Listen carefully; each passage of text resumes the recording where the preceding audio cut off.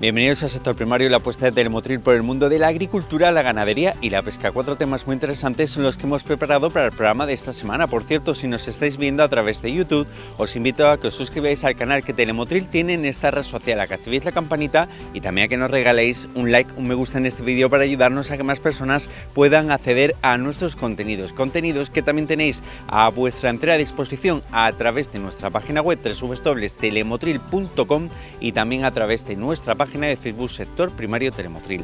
Entramos en materia y lo vamos a hacer hablando con la comunidad de regantes de Motril Carchuna, porque hace tan solo unos meses, ya lo contamos en Sector Primario, tuvieron unos problemas de roturas de tuberías sin que ni siquiera la empresa constructora quiera hacerse cargo, ni tampoco el ministerio, que fue el que coordinó la obra, quiera hacerlo. Ante esto, los regantes han decidido iniciar la vía judicial. El problema que tenemos es que hicimos una obra de modernización del año 2006 a 2009 que consistía en cambiar toda la red de acequia por una red de tuberías para darle agua a presión a nuestros regantes, y año y medio de estar realizada la obra, o sea, en el 2011 aproximadamente, empezaron a romperse tuberías. ¿Cuál fue nuestra sorpresa? Que ya nos pusimos en contacto con Traxa, que es la empresa constructora, y el ministerio, dándole notificación de lo que estaba pasando, y ya nos enteramos que era un problema a nivel nacional. O sea, la fabricación por parte de la empresa Uralita de esa tubería de PRFV estaba dando problemas. Desde 2011 hasta 2019 se hizo cargo tanto Traxa como empresa Uralita, creo que en un convenio entre ellos, en cambiar todas las roturas que se estaban produciendo. Además cambiaron tramos que no se habían roto, pero como sabían que iban a dar problemas, lo cambiaron. O sea, un 25% de esa red que nos instalaron, la cambiaron.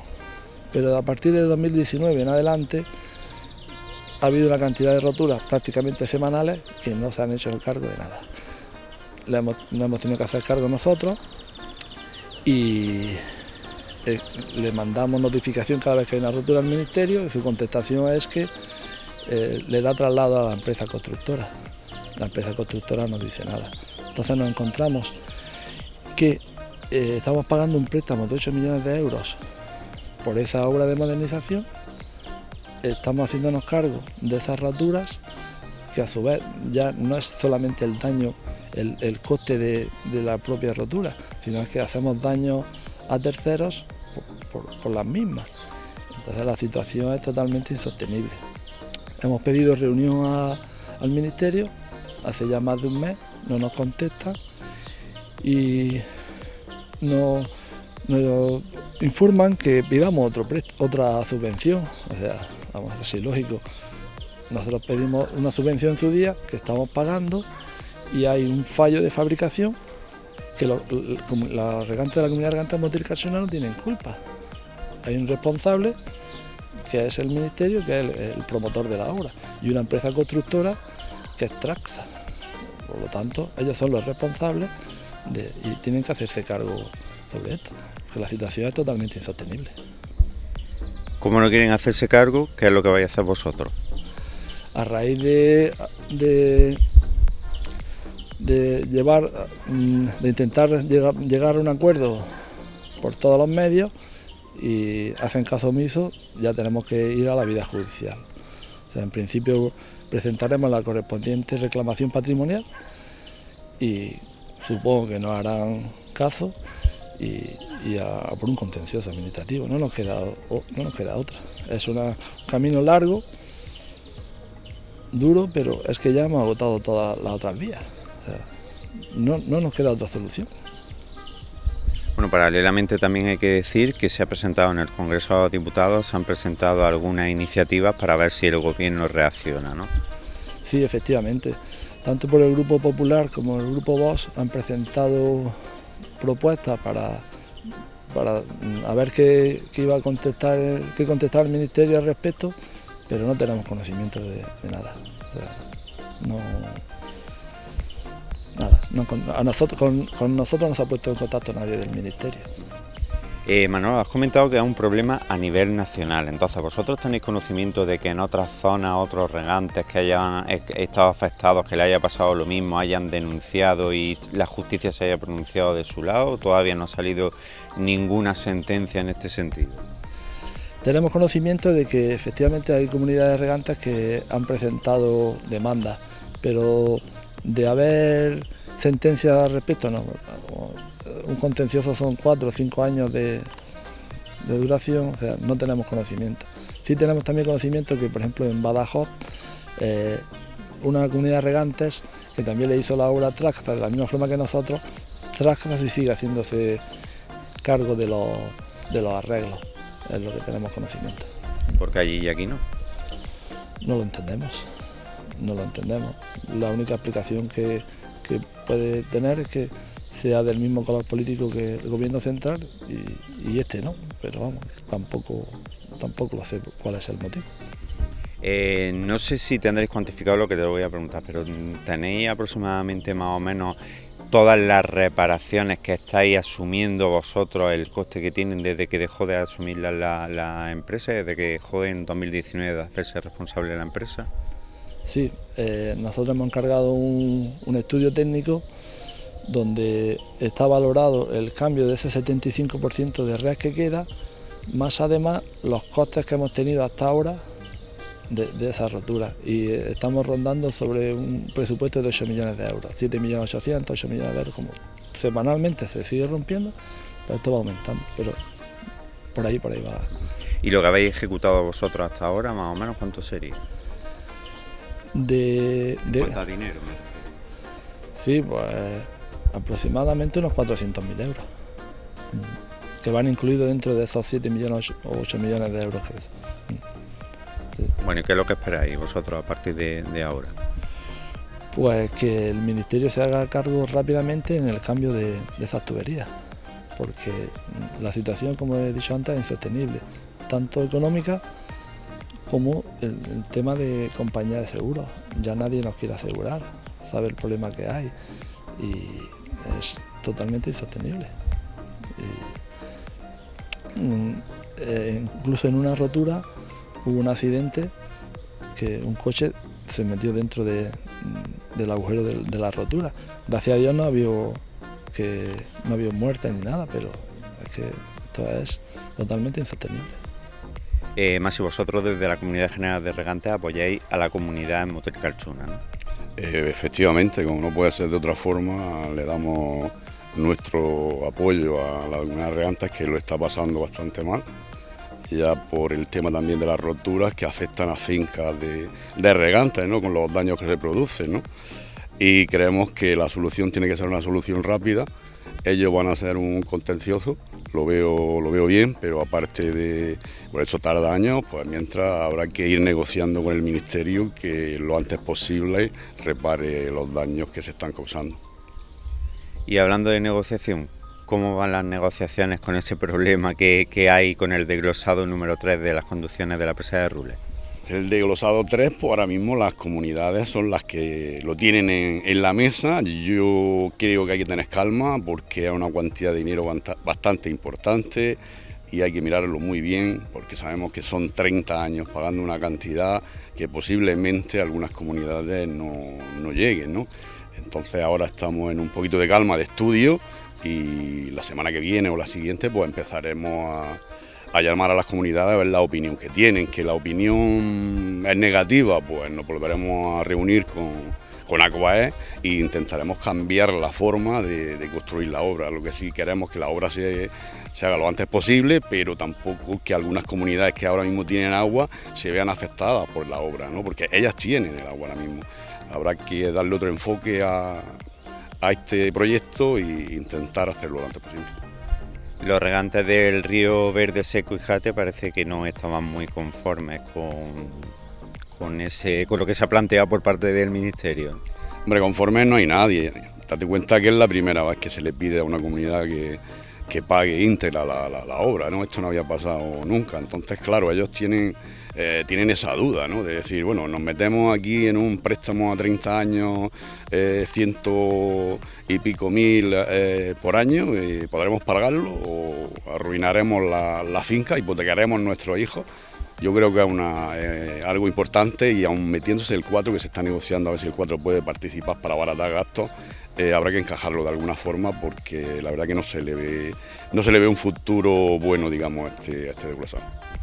El gobierno en su momento, el delegado del gobierno en Andalucía dijo que el gobierno está por la labor de que esto salga de adelante. ¿Vosotros creéis que finalmente podréis llegar a un entendimiento, a un acuerdo? Hombre, si el gobierno está por la labor, lo primero que tiene que hacer es subvencionar de alguna forma a los regantes, ¿no? A los agricultores. Más o menos, pero a echar una ayuda, ¿no? ¿Por qué? Porque nosotros no estamos pidiendo, digamos, algo porque no funcionan las tierras, ¿no? Que aquí las tierras nuestras son productivas, se dan el relevo generacional, y queremos que de una vez por todas actualizar lo que son nuestras tuberías, que no las tenemos, con las 2 presas como las tenemos llenas. Y si de verdad quiere ayudar, la única forma viable es que la administración pues ayude a los regantes para poder terminar esta obra. Hace tan solo unos días la cooperativa La Palma celebraba la 3ª edición de su Congreso Agricultura con Propósito. En esta ocasión es el segundo que dedica a los subtropicales. En primer lugar, dar las gracias por estar aquí con nosotros, por acompañarnos y transmitir todo este tipo de eventos a la ciudad de Motril, a los agricultores, evidentemente, y efectivamente el 3º Congreso, el compromiso nuestro con el entorno social, económico, fundamental pues, en nuestra producción hortícola y tropicales, y este tipo de foros, hoy concretamente tratamos una temática muy importante del aguacate, un problema que es del escarabajo de la sombrilla, que viene un israelita con mucho conocimiento, y la verdad que lo que pretendemos con estos congresos es todo este conocimiento, experiencias que han tenido en otros lugares, transmitírselo al entorno, ¿no? No solamente a los agricultores de La Palma, porque si tiene un problema un agricultor y no lo trata bien el vecino, pues al final nos vamos contagiando, ¿no? Pues bueno, es una temática interesante también de mercado, y la verdad que estamos satisfechos. El 3º Congreso, como bien dice, segundo tropicales, y hemos hecho un de hortícola, bueno, una gran afluencia, cerca de 200 inscritos, y lo que da pie a que hay una aceptación general positiva hacia este tipo de congresos, y vamos a seguir trabajando en ellos en las diferentes ediciones. Pedro, hay mucha gente, que sobre todo la gente que no conoce el mundo de la agricultura, que piensa que los agricultores no evolucionan cuando la agricultura no tiene nada que ver con la que se practicaba, por ejemplo, aquí hace 2 décadas, ¿no? Pero además, precisamente el éxito de congresos como este y de iniciativas como esta es una muestra más de que los agricultores quieren aprender y quieren evolucionar y avanzar. Totalmente. Nosotros, como bien dice, la agricultura hay una alta especialización. En el caso de la cooperativa La Palma, estamos bastante digitalizados, robotizados, estamos con inteligencia artificial, estamos a un nivel elevadísimo, tenemos el control de datos a tiempo real en cualquier momento de los agricultores de campo, de las instalaciones de mercado. Vamos a dar un paso muy importante, vamos a hacer una presentación el día 3 de junio muy interesante de inteligencia artificial. Hemos hecho un convenio con una empresa para desarrollo de robótica de futuro que estará en los próximos años, y evidentemente, como bien dice, la agricultura estamos a un nivel tecnificado muy elevado, ¿no? Y en el caso nuestro de la costa tropical somos afortunados, ¿no? Porque tenemos un entorno climático excepcional, de temperatura, de radiación, muchas horas de luz, y como no, tenemos un embalse magnífico que hay que saber aprovecharlo, tenemos Sierra Nevada y tenemos el embalse que tenemos, que nos permite tener oportunidades en todo tipo de tropicales y hortícolas. Es verdad que vosotros en la cooperativa os centráis más, y tradicionalmente lo habéis hecho, precisamente en los hortícolas, pero cada vez los subtropicales también tienen mayor presencia. Sí, efectivamente, los tropicales tienen cada vez más peso.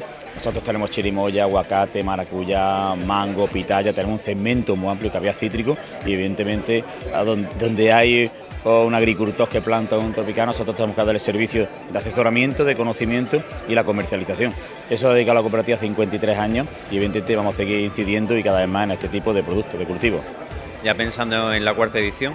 Sí, evidentemente, la siguiente será de tomate, específicamente será a final de año, final del 25, primero del 26, y ya estamos trabajando en ella. La edición, esa será de tomate. Alternamos tropicales con hortícolas, ¿no? Y evidentemente estamos trabajando en ella, y que tenga una aceptación como esta que te hacemos tropicales. Importante la presencia de Caja Rural en este tipo de eventos, porque al final vosotros lo que queréis es que la agricultura y los agricultores prosperen, y qué mejor que a través de este conocimiento y de la formación continua. Fundamental, el apoyo de la Caja es importantísimo en el sector agrario, porque es nuestro ADN, nosotros nos debemos a los agricultores y tenemos que estar aquí, por supuesto. Un tema además que vosotros tratáis también durante todos los años a través de cursos propios que les ofrecéis también a los agricultores, como son los subtropicales. Bueno, vosotros os centráis más sobre todo en aguacate y en mango. Pues sí, nosotros desde el departamento que dirijo, el departamento de gabinete técnico, pues estamos totalmente volcados con el sector agrario y estamos especializados, tenemos una finca especializada en los subtropicales y es algo que llevamos en nuestro ADN. Es importante precisamente eso que comentabas, ¿no? Que aparte de formar a los agricultores, también vosotros realicéis ensayos en la finca, pues para que todo lo que probáis después el agricultor pueda trasladarlo a sus explotaciones. Pues sí, tenemos una finca experimental en la Nacla Puntalón y allí pues llevamos a cabo el cultivo de todas las variedades que hay de subtropicales, desde chirimoyo, aguacate, pitaya, longan, lichi, caviar cítrico, un poco de todo. Es un placer para Caja Rural Granada colaborar un año más en el tercer Congreso de Agricultura con propósito con Granada La Palma. En este caso es nuestro segundo Congreso de subtropicales. Este es el reflejo de nuestra apuesta por el sector agrícola. Nacimos para dar servicio y para colaborar con las empresas agrícolas, con las cooperativas y con los agricultores especialmente. El principal protagonista del sector es el agricultor. Sin él nada, todo lo demás no es posible. Por lo tanto, hay que darle la relevancia que tiene. Y una formación como esta, como otras que nuestra entidad viene realizando a lo largo de todo el año, da lugar a que a mantener la cualificación del agricultor y por lo tanto aumentar su competitividad y aumentar su rentabilidad. La apuesta de Caja Rural Granada por el sector agrícola, además de los productos puramente financieros, que tenemos nuestra oferta a todos los existentes en el mercado y productos específicos para la agricultura en función de cada producto, del tiempo de recolección, de siembra, de cada campaña. Además de esa apuesta por esos productos financieros, tenemos también un asesoramiento técnico agrícola. Tenemos nuestro propio equipo de ingenieros agrónomos que asesoran al agricultor en todo aquello que sea necesario. Ese mismo departamento de ingenieros técnicos son los que se ocupan también de elaborar los cursos de aguacate y de mangos que anualmente celebramos aquí en la costa. Y nuestra apuesta todavía más allá con este sector agrícola, y es que tenemos una finca experimental desde hace más de 30 años ubicada en Puntalón de subtropicales, donde permanentemente estamos desarrollando trabajos de investigación de nuevas técnicas de cultivo y de nuevos productos. Así es que continuamos acompañando al agricultor especialmente y por ende a las empresas agrícolas y todo el sector. Estamos para eso. Marina, al final se trata de devolver parte de vuestros beneficios a la sociedad. Es decir, vosotros obtenéis vuestros beneficios de la sociedad, pues revertir una parte de esos beneficios y muy especialmente también a los agricultores, porque como tú bien dices, pues os debéis un poco a ellos. Así es, así es. De esta manera, colaborando en este congreso, con nuestros cursos y la formación continua durante todo el año, nuestra finca experimental, nuestro asesoramiento técnico, entra dentro en la forma de devolverle nosotros a la agricultura parte de las ganancias generadas de nuestra actividad financiera, de una manera altruista. Bien, pues comenzamos el ciclo de conferencia y lo vamos a hacer con uno de los temas que, como decía yo anteriormente, es de mayor actualidad y tal vez de los más consultados por todos ustedes últimamente, tanto a través de internet como a través de las redes sociales y sobre todo a través de los técnicos, que son los que ustedes tienen que hacer caso. No hagan caso de lo que dicen la mayoría de las veces en las redes sociales. Vamos a hablar del escarabajo de la ambrosía, que tanto daño está ocasionando en la costa tropical y que afortunadamente se puede coger a tiempo. Para ello, como decíamos al principio, contamos con una de las personas a nivel internacional más relevantes en la materia, como es el entomólogo Jonathan Mao.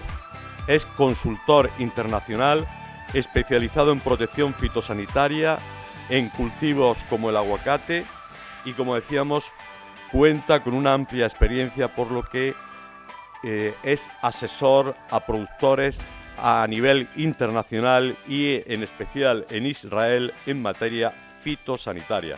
Además, participa activamente en investigaciones sobre plagas y enfermedades. Jonathan Mao, de nuevo, le damos las gracias por estar hoy aquí y darnos esta charla. Manejo del escarabajo de la ambrosía en Israel. La primera ponencia será sobre el escarabajo ambrosía, que es una de las plagas más importantes que está viéndose ahora mismo como una amenaza para el cultivo del aguacate, y principalmente va a explicar cuáles son los daños que provoca esta plaga y cómo poder, combatirla. En el segundo caso, en la segunda ponencia, Jonathan va a hablar sobre el cultivo del aguacate en Israel, maneras de cultivarlo, diferentes técnicas, regadío, tipos de injertos y sobre todo variedades que pueden ayudar para su mejora y diversificación, nuevas especies también, incluso algunas autóctonas muy interesantes. En el caso del escarabajo ambrosía es una plaga que precisamente apareció allí. ¿Cuáles son las investigaciones que se están realizando y se ha conseguido combatir? Principalmente, efectivamente, esto cuando empezó en Israel empezó a expandirse a Sudamérica, también el sur de Asia, California. Entonces realmente ahora el interés de Jonathan es que no se propague aquí en España, en esta zona, ya que ya se empiezan a dar casos, no solamente en pequeños huertos, sino también en grandes plantaciones. Principalmente dice que la solución es una buena salud o una buena protección fitosanitaria. A veces es necesario cortar el árbol radicalmente, a veces no lo es, depende un poco de la sensibilidad del árbol en cuestión. Normalmente es una plaga que puede afectar parcialmente o totalmente a los huertos, entonces por eso dice que hace mucho hincapié en que es muy importante tener un control fitosanitario para que no se propague más. Principalmente la problemática es si el árbol en cuestión que se va a ver afectado es sensible o no es sensible a un hongo, el Fusarium, que es el que realmente hace que el escarabajo pueda o no pueda afectar. Es decir, este escarabajo es el que porta este hongo, el hongo Fusarium, y efectivamente, nuevamente, como digo, si el árbol es sensible se verá afectado, si el árbol no es sensible pues no se verá afectado. Entonces no es tanto la especie de árbol que ataque, sino la sensibilidad del árbol en sí. En este momento las diferentes investigaciones están demostrando que realmente es muy complicado erradicar al escarabajo, pero es verdad que se puede controlar con una especie de sistema tipo, bueno, en inglés el término es push and pull, es decir, querer atraer o querer repeler a la especie en cuestión, porque nuevamente todo depende de la sensibilidad de la especie. Entonces todavía en Estados Unidos y en parte de Israel se están probando este tipo de medidas, porque realmente utilizar pesticidas puede ser bastante peligroso, ya que directamente podemos eliminar la especie de árbol a la cual se está viendo afectada por el escarabajo. En el caso de la segunda ponencia, comentarle que nos cuente un poco precisamente cómo son las plantaciones allí, cómo está Israel en cuestión de producción de aguacate.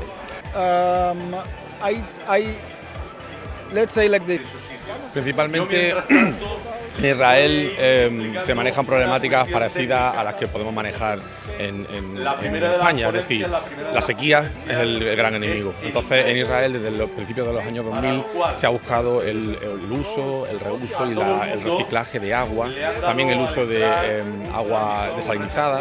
Entonces han visto que ese nuevo método ayuda a que la producción de aguacate mejore notablemente, y sobre todo se han visto afectadas grandes compañías que al principio eran un poco reticentes, pero que finalmente han visto que tienen unos beneficios claros y a medio corto plazo. Emilio, cuéntanos un poco de qué va a versar tu conferencia de hoy. Bueno, vamos a dar un pequeño repaso a lo que es la poda en árboles jóvenes, tanto la formación como la poda de flor y algunos aspectos relacionados con el manejo de la planta en los primeros años de cultivo, que son muy importantes a tener en cuenta para tener, digamos, éxito en una plantación de aguacates, ¿no? ¿Y por qué esa importancia? Porque es fundamental, porque si para empezar tienes que tener una planta de calidad a nivel de vivero, por supuesto, y luego una buena conducción de la planta en campo, tanto en riego, fertilización, poda, por supuesto, manejo y control de plagas, de las pocas plagas que tenemos afortunadamente. ¿Qué es lo que conseguimos realizando adecuadamente esa poda? Bueno, un desarrollo vegetativo adecuado nos va a permitir un desarrollo que no es solamente cuestión de poda, es cuestión de riego, es cuestión de fertilización y de otros aspectos también a tener en cuenta, y si consigues formar un buen volumen de copa, eso significa una entrada en producción más temprana y por lo tanto una recuperación de la inversión pues antes. Hablaba, aparte de la poda del árbol, de la poda también de la flor. ¿En qué consiste? Cuéntanos un poco. Bueno, la poda de flor es muy sencillo. De alguna manera la planta se induce con suma facilidad en las condiciones de clima mediterráneo. Hay una alta producción de flores y las plantas jóvenes también, evidentemente, van a tener flores. Entonces, esa floración puede frenar el crecimiento vegetativo de la planta, o la inhibes el primer año o la eliminas manualmente, pero la cuestión está en que eso es un freno para la planta y eso hay que evitarlo. Entonces, cuanto mayor sea el periodo en el cual la planta está creciendo, es mucho mejor, porque de esa manera a los 2 años y medio podemos tener la primera cosecha. Emilio, ¿cuándo sería la época adecuada para realizar la poda y el agricultor podría realizarlo, o mejor que se ponga en manos de especialistas? Bueno, lo de una poda en el caso del aguacate, no deberíamos de hablar solamente de una fecha de poda, es decir, que el aguacate tiene fecha de poda cuando después de la recogida, pero puede tener otra fecha de poda para reducir vigor si ese vigor es excesivo, y para inhibir o eliminar parte de la carga floral que tiene en la primavera. También se puede hacer podas en otoño e incluso a la salida del invierno. Son cuestiones de poda en distintos momentos, en distintas fechas, porque tiene objetivos muy distintos.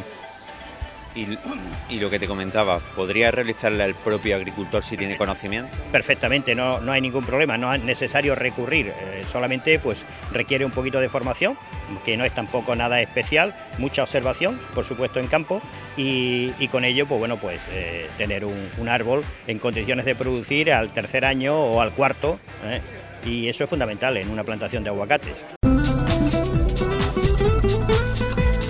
Tenemos muchos más temas preparados. Vamos a hablar de las feromonas y también de la osteoporosis. Será en tan solo unos segundos. Antes, unos consejos de nuestros patrocinadores y enseguida volvemos.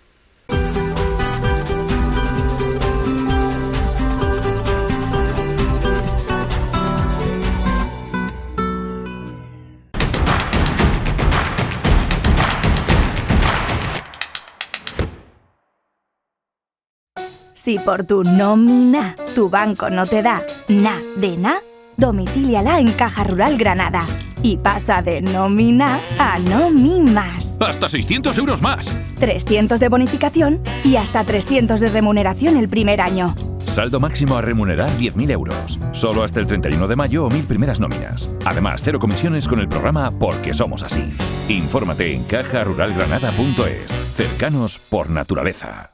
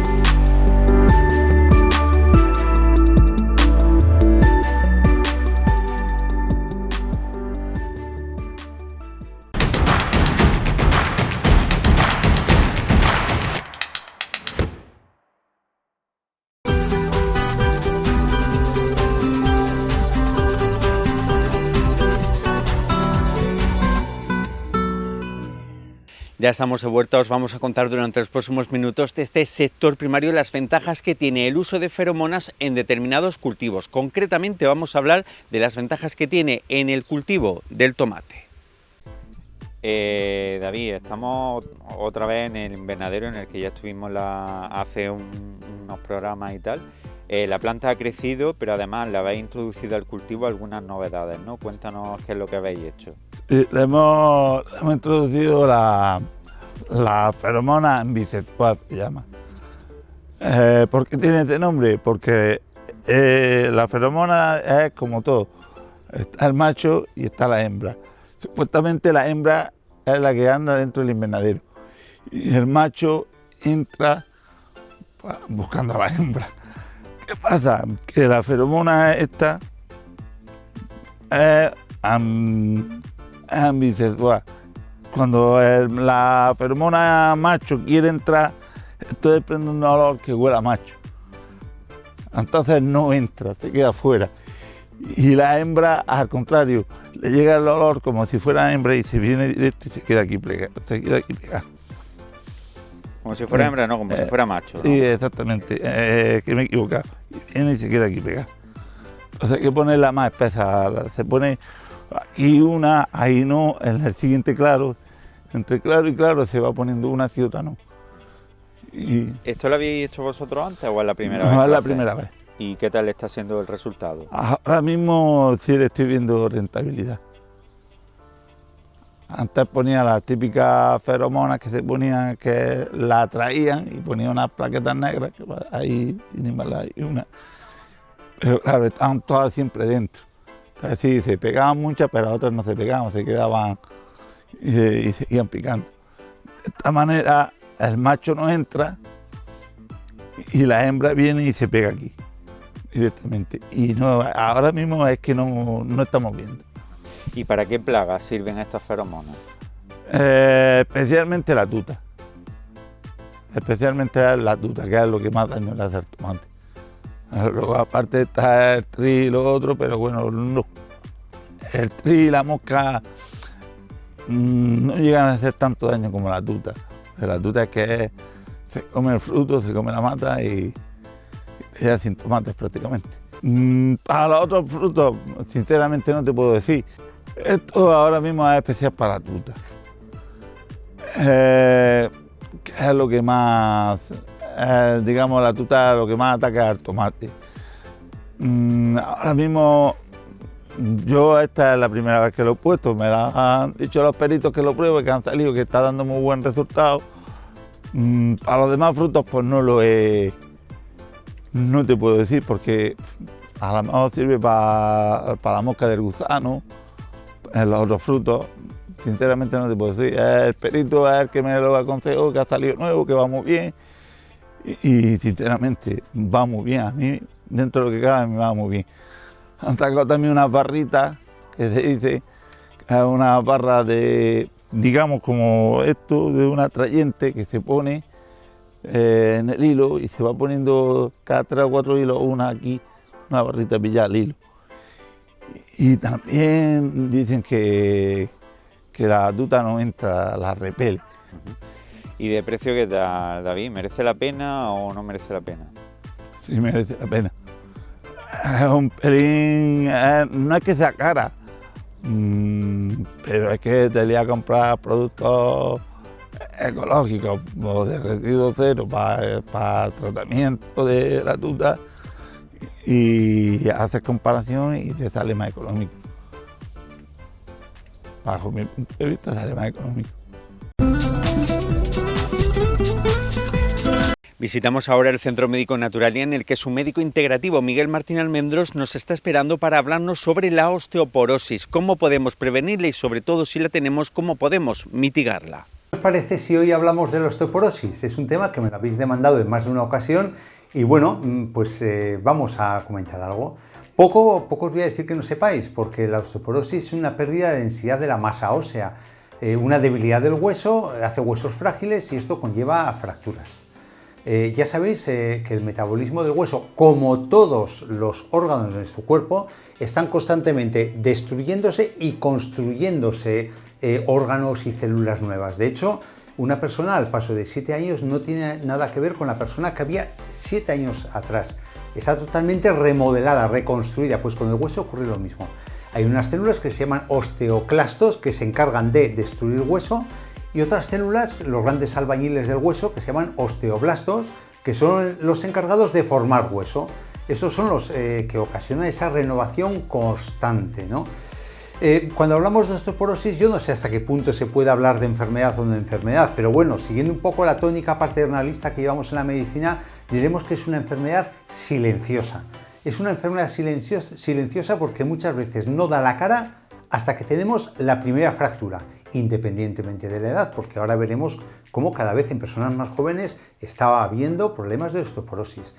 El enfoque que os voy a plantear son tres con la osteoporosis. Uno, cambios de estilo de vida, ya sabéis un poco mi manía en vida sana, incorpore sano. En segundo lugar, la posibilidad de medicación. Y en tercer lugar, un elemento muy importante que es los aportes complementarios, ¿no? Siempre guiados por un profesional sanitario, por supuesto. Y os comentaba hasta qué punto dudo de hablar de enfermedad porque en el fondo es un proceso normal del envejecimiento del ser humano. Lo que ocurre que a veces va más rápido de lo que tiene que ir y aparece a edades más tempranas. Eso ya se desliga del envejecimiento. Entonces ahí sí que podemos hablar de osteoporosis como un problema patológico. Hay causas que pueden provocar esto. El envejecimiento, que eso no sería enfermedad, la menopausia, que es la pérdida de estrógenos por parte del ciclo vital de la mujer reproductivo, genética, hay algunas personas, pero es el menor componente de la osteoporosis y de cualquier otra enfermedad, en torno a un 20% de influencia, la genética. Si tus abuelos, tus padres han sido osteoporóticos, tú igual tienes también osteoporosis con mayor probabilidad. Y luego una deficiencia nutricional. Evidentemente los huesos, como todos los órganos de nuestro cuerpo, tienen unas necesidades nutricionales, concretamente el hueso, el calcio, la vitamina D, proteínas, que si no están presentes en nuestro medio difícilmente vamos a mantener una estructura de hueso fuerte. Otra de las causas es el sedentarismo. ¿Y por qué? Porque a menor actividad física, menor tracción de la musculatura sobre el hueso. Y esa tracción, el someter al hueso a fuerzas físicas, a tensiones físicas, es lo que estimula el aporte nutricional al hueso y que ese hueso se mantenga con una calidad estructural normal.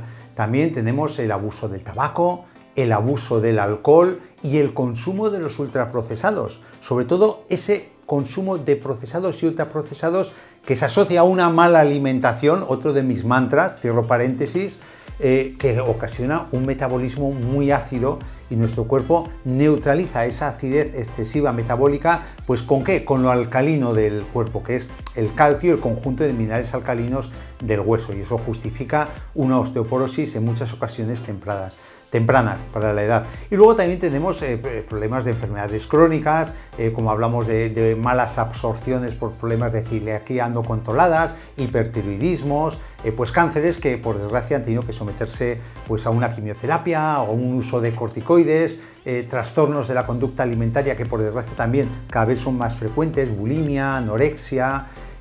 Y, como no, el uso de medicamentos. El uso de medicamentos ya ha dejado traslucir el tema de la quimioterapia en el cáncer, pero hay otros medicamentos como los inhibidores de la aromatasa, esa medicación que se le da a las señoras 5 años después de haber sufrido un cáncer de pecho, los bloqueadores de la testosterona que se dan en los varones pues cuando hay un cáncer de próstata hormonodependiente, el uso de antiepilépticos, el uso de heparina. Pero bueno, esos casos son difíciles de evitar porque hay que poner en la balanza, el médico siempre pone en la balanza beneficio-perjuicio de la medicación y en esos casos gana por goleada el beneficio de la medicación.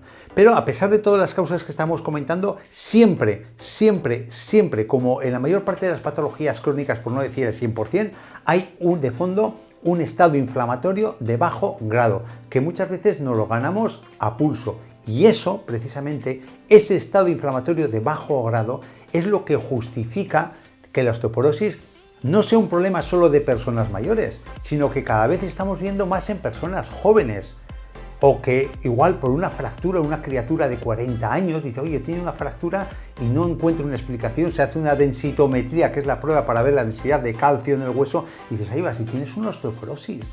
O simplemente te haces una revisión rutinaria y aparece una radiografía, una densidad de calcio aparentemente más baja, lo confirmas con una densitometría y efectivamente cada vez se está viendo más en personas jóvenes. ¿Por qué?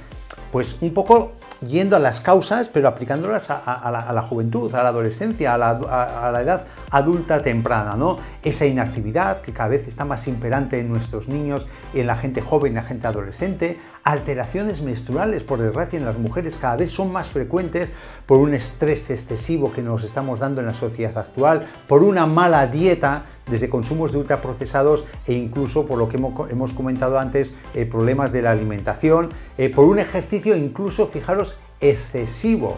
Un ejercicio excesivo en la mujer puede alterar el equilibrio hormonal con los estrógenos y eso provocar una osteoporosis temprana para nuestra edad.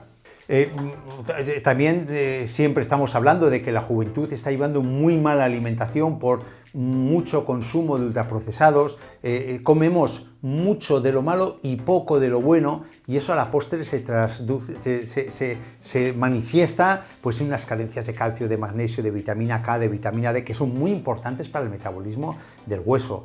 En algunas ocasiones también nos encontramos muchos jóvenes que tienen bajo peso corporal por esa obsesión por el tema de la belleza, no ya patología alimentaria, sino que dietas extremas a ultranzas.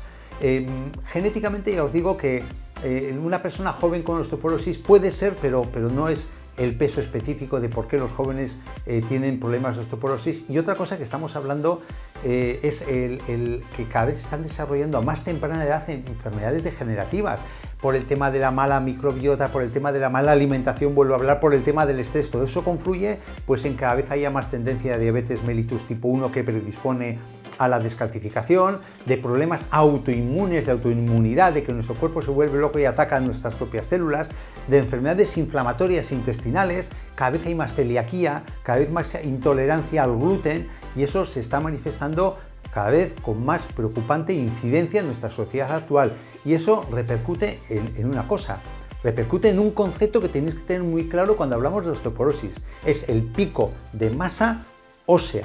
¿Qué significan estas tres palabras? Que nuestro cuerpo va acumulando calcio y minerales del hueso a lo largo de la etapa temprana de adolescencia y de inicio de la edad adulta, ¿no? Hasta los 30-32 años nuestro cuerpo es capaz de aumentar la densidad del calcio, de magnesio, de boro, de colágeno en nuestro cuerpo. Pero a partir de los 30-32 años ya viene el declive. Normalmente para todo el mundo un declive muy similar, ¿no?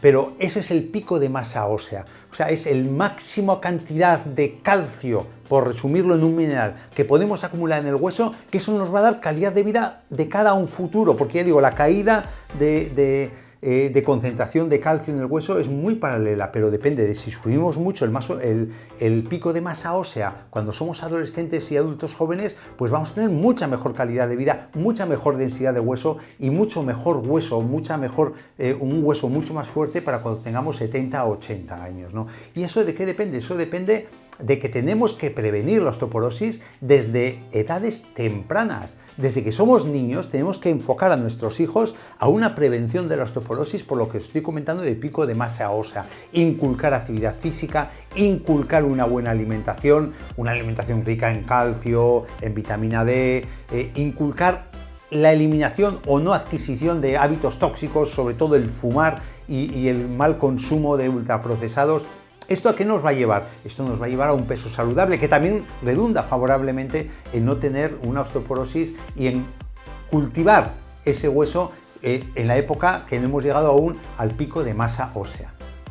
Abro otra vez un pequeño paréntesis, no ya de la genética, sino de la historia familiar, porque cuando hablamos de la historia familiar de huesos, no solo hablamos del tema genético, sino que hablamos muchas veces de hábitos saludables heredados de la abuela a la madre, al hijo. Eso es muy importante valorar esa historia familiar de mayor concentración de hueso o menor concentración de hueso, de calcio, perdón, en el hueso. Eso también nos va a ayudar a valorar cómo proteger desde que somos pequeños a nuestros hijos en que no tengan cuando son mayores osteoporosis. ¿Por qué? Porque las consecuencias son nefastas, realmente nefastas. Empezamos con fracturas óseas, o sea, un hueso débil, un hueso con descalcificación, cualquier tropiezo, cualquier caída tonta podemos tener una fractura. Y fundamentalmente son en tres sitios las fracturas. Fracturas de cadera, que son muy incapacitantes por la dificultad de recuperar a posteriori, sobre todo cuando son en personas mayores. problemas de fracturas vertebrales, que igual no son tan incapacitantes, pero sí son muy dolorosas, con lo cual se vuelven también incapacitantes físicamente por el dolor. Y luego ya hay también tendencia a fracturas en brazo, en costillas, en muñeca, que bueno, son más llevaderas, pero también tienen lo suyo de latosa. Y estas fracturas, pues ¿a qué nos va a llevar? A una pérdida de movilidad, nos va a llevar a una pérdida de independencia, nos lleva a un dolor crónico. Esto nos lleva a un impacto emocional, un impacto psicológico muy importante, que nos puede acabar llevando a una fase de ansiedad, a una fase de depresión, al miedo a caerse, miedo a moverte, te quedas congelado, con lo cual viene más sensación de incapacidad, más depresión, más ansiedad. Es un círculo vicioso que en definitiva te quita calidad de vida. Desde luego, y por último, una de las consecuencias es un dato que está saliendo en los estudios, es que una persona que ha tenido una fractura de cadera, al año siguiente de esa fractura tiene 75% más posibilidades de fallecer que una persona que no la ha tenido en igualdad de edad. ¿Por qué? Pues porque hay más tendencia a trombosis con la fractura de cadera, a infecciones, una deficiencia de la movilidad, una pérdida de autonomía, un desánimo emocional, que todo esto nos lleva a un declive emocional y físico. ¿Cómo se puede paliar esto? Bueno, en primer lugar, cuando hay una sospecha, el mismo profesional sanitario, la médica o el médico de cabecera, te va a derivar a especialista, o él mismo se va a encargar de hacer las pruebas pertinentes y llegar a un diagnóstico y poner un tratamiento médico. No quiero entrar en cuestionamientos de tratamiento médico, pero sí os quiero aconsejar un poquito de las posibilidades de los complementos alimenticios que podemos tener a nuestro alcance y que van a actuar tanto previniendo como tratando, ayudando a implementar una densidad de calcio mayor de la que podemos tener, ¿no? Esos complementos tenemos, por ejemplo, el aporte de calcio, que el aporte de calcio no necesariamente lo hemos de tomar en forma de pastillas, que sería necesario un consejo médico, sino que podemos inclinarnos, por ejemplo, por lácteos fermentados. Los lácteos fermentados es una buena fuente de calcio. La soja, el sésamo, las almendras, son elementos que hay que tener en cuenta a la hora de aportar más calcio a nuestro cuerpo. Luego la vitamina D, la vitamina del sol, que es muy importante porque mejora mucho la absorción de calcio. Por mucho calcio que tomemos, si no tenemos la cantidad suficiente de vitamina D, no vamos a tener esa asimilación del calcio. El magnesio, que el magnesio actúa tanto en el metabolismo de la vitamina D y del calcio en el hueso, como elemento estructural del calcio, del hueso, porque el hueso no es solo calcio y vitamina D, el hueso son un montón de minerales, es el sílice, es el magnesio, es el boro, es el zinc, es el calcio.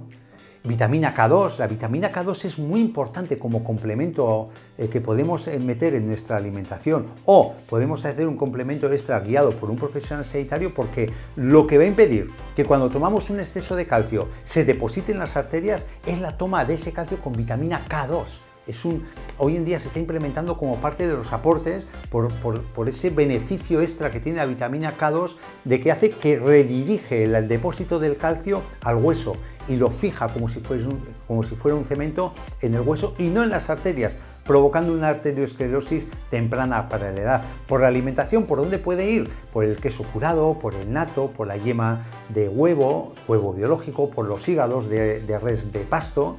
El boro es otro mineral muy importante que mejora el metabolismo óseo, que está en las frutas, las nueces, las legumbres. El sílice es fundamental para la síntesis de colágeno y para la remineralización, que lo tenemos en el bambú, las personas que les guste la comida oriental, la avena, el arroz integral, los plátanos, la cebolla. Luego, por otra parte, está el que hoy está muy difundido, el colágeno hidrolizado. Es muy importante, es parte de la matriz ósea necesaria para dar resistencia al hueso. Es un poco el andamiaje trabecular donde se va depositando el calcio y los minerales del hueso. Si no tenemos un colágeno en condiciones, difícilmente vamos a tener una buena densidad de calcio en el hueso, porque no tiene dónde depositarse, ¿no? Además, el colágeno hidrolizado actúa mitigando mucho el dolor, pero ya hablamos de dolores articulares, no de dolores de la osteoporosis. Y por último, dejar caer la importancia de las isoflavonas de soja en las señoras que igual tengan una menopausia temprana para la edad que les correspondería tener.